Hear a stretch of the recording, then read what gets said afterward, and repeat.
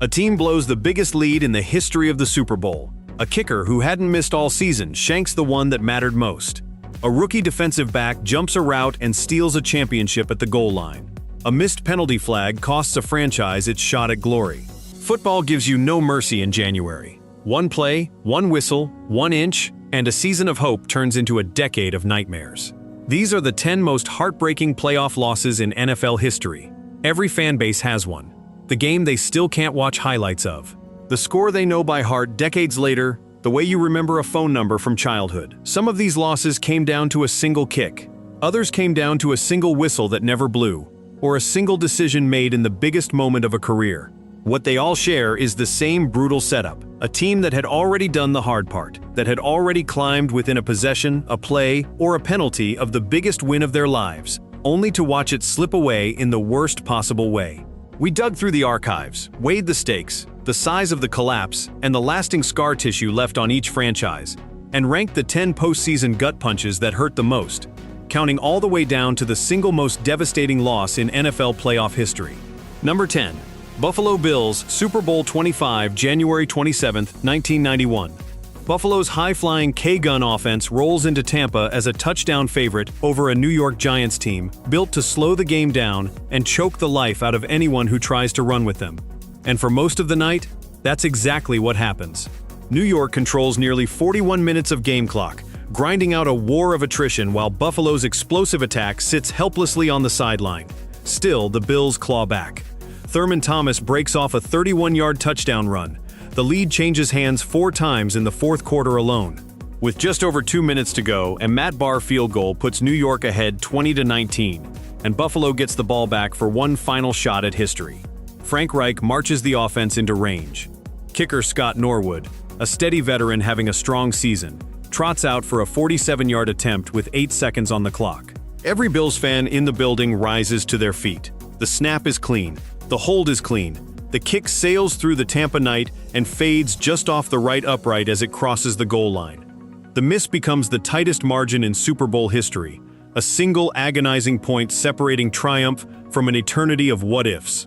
It would have been the first Super Bowl ever decided by a game-ending field goal. Instead, it's remembered as the most infamous miss in NFL history, and heartbreakingly, just the first of 4 straight Super Bowl losses for a Bills team that never got over the hump. Norwood played only 1 more season in Buffalo before walking away. The kick, though, was forever.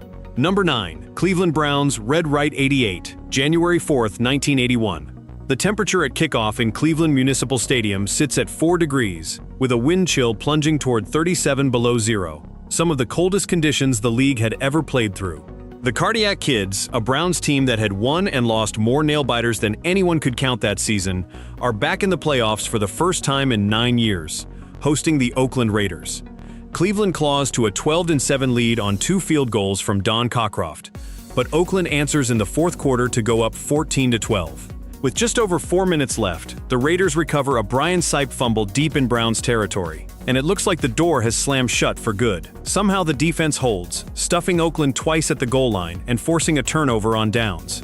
Sipe goes back to work in the brutal wind, connecting with Ozzie Newsome and Greg Pruitt to march the Browns down to the Oakland 13-yard line with 49 seconds left. A field goal wins the game outright. Instead, head coach Sam Rutigliano dials up a pass into the end zone, a call that would forever carry its own code name, Red Right 88. Sipe's throw for Newsome drifts into the freezing air and is picked off cleanly by Raiders safety Mike Davis. Season over, on a play that never needed to be a pass at all. Oakland moves on and eventually wins the Super Bowl. Cleveland heads home into the deep freeze, left to wonder for the next 4 decades why they didn't just kick the chip shot. Years later, Rutigliano told NFL Films he'd call the exact same play again if he had the choice to make over. Plenty of Cleveland fans still haven't forgiven him for it. Number 8. Minnesota Vikings, 1998 NFC Championship. Nobody in the league is beating the 1998 Vikings.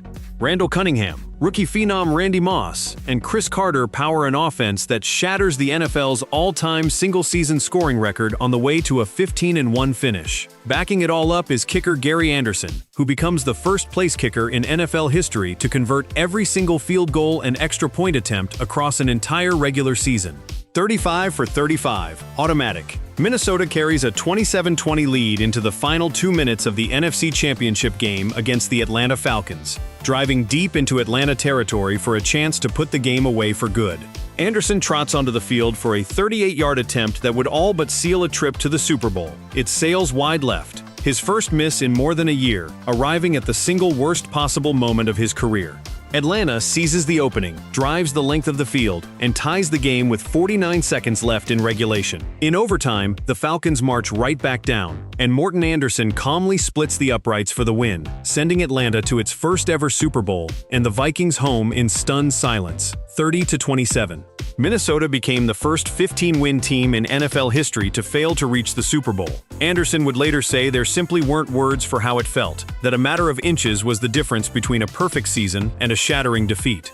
Those inches erased one of the greatest offensive seasons the league has ever produced. A Vikings team that had scored more points that year than any team in NFL history to that point. Undone by the one player nobody thought could possibly be the problem. Number 7. Cleveland Browns, the fumble. January 17, 1988. A year after the drive broke their hearts, the Browns are right back at Mile High Stadium for a rematch with John Elway, and once again a trip to the Super Bowl is on the line. Denver jumps out to a 21-3 lead, but Cleveland refuses to fold. Quarterback Bernie Kosar and running back Ernest Biner catch fire, and by the middle of the fourth quarter the game is knotted at 31. Elway answers with a scoring drive to put Denver back on top, 38-31. Cleveland gets the ball back with roughly 4 minutes remaining and drives all the way to the Denver 8-yard line. 2nd and 5, 1:12 to go. Kosar hands off to Biner, who bursts through the left side and appears to be sprinting untouched toward a game-tying touchdown. Just before he crosses the goal line, Broncos defensive back Jeremiah Castile punches the ball loose, and Denver recovers it near the 2-yard line. Biner, who had just put together 187 all-purpose yards and 2 touchdowns, one of the best individual playoff performances in franchise history, is remembered for one single moment of misfortune instead.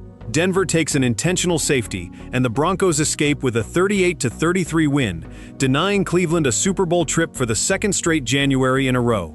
Number 6. Oakland Raiders, the Immaculate Reception. December 23, 1972. Oakland clings to a 7-6 lead over Pittsburgh late in this AFC divisional playoff, and with 22 seconds left on the clock, the Steelers face 4th and 10 from their own 40-yard line. It's essentially the last play of their season. Terry Bradshaw scrambles away from pressure and fires a desperation pass downfield toward John Frenchie Fuqua. Raiders safety Jack Tatum arrives at the same instant as the football, and the ball ricochets violently backward.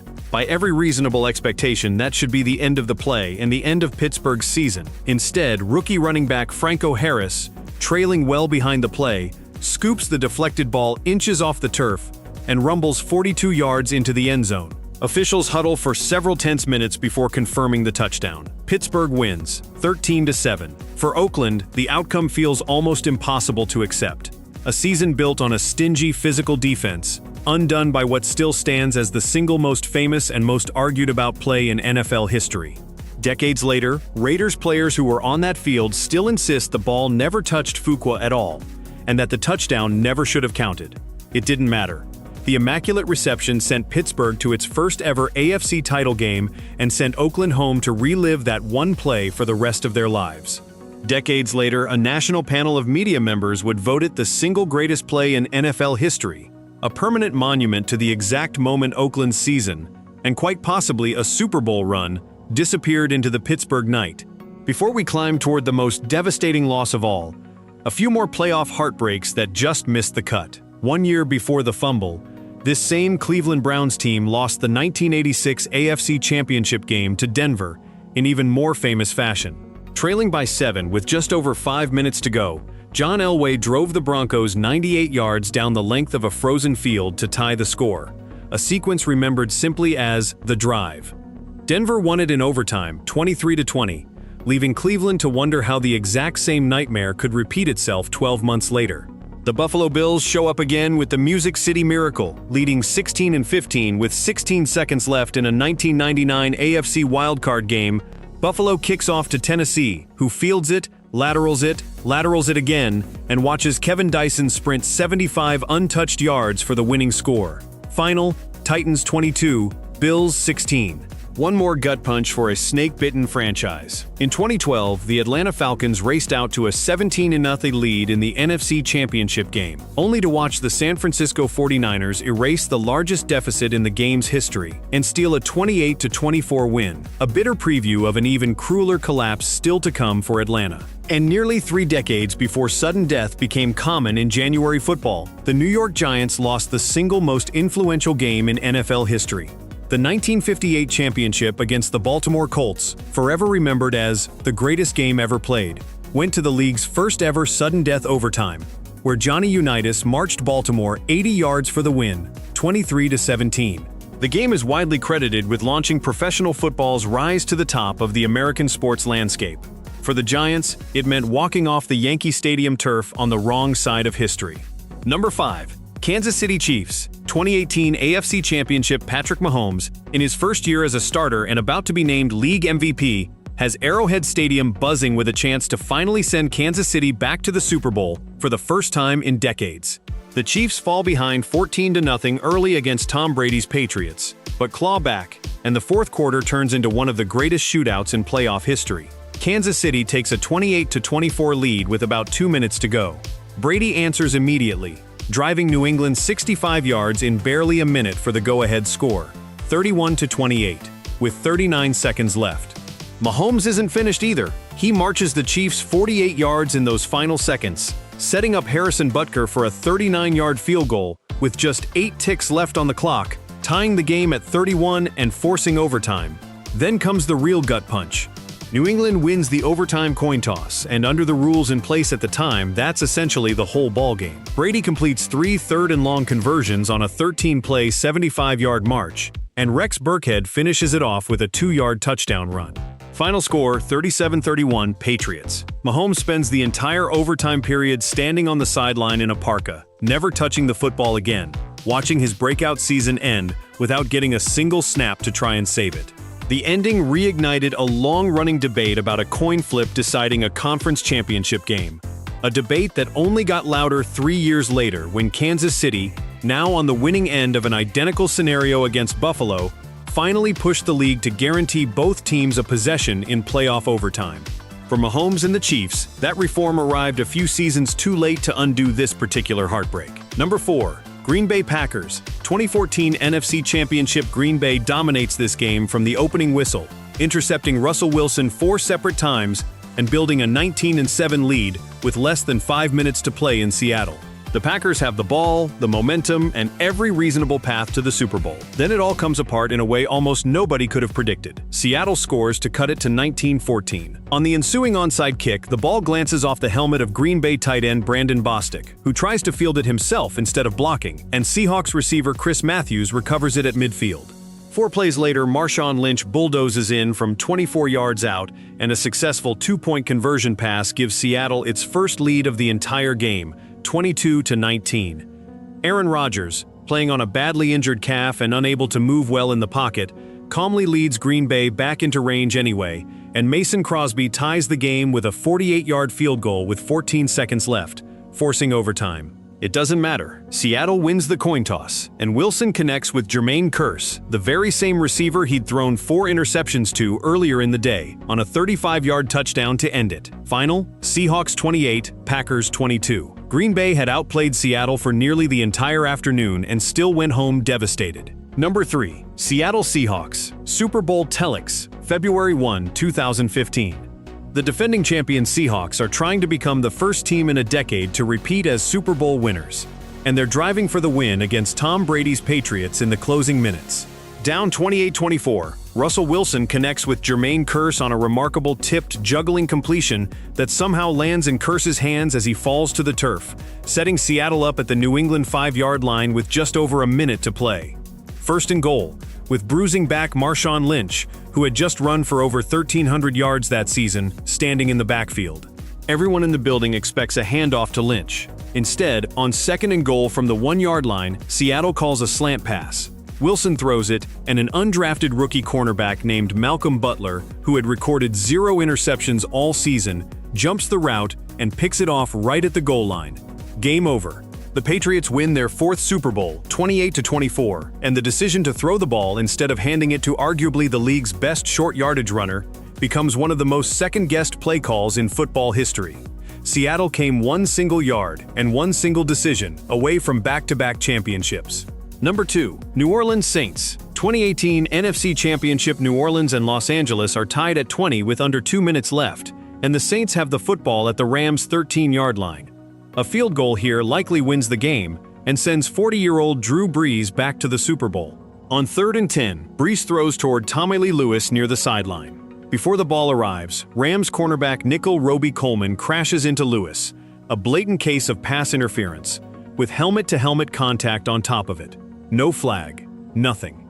The officials watch it happen in plain view and swallow their whistles completely.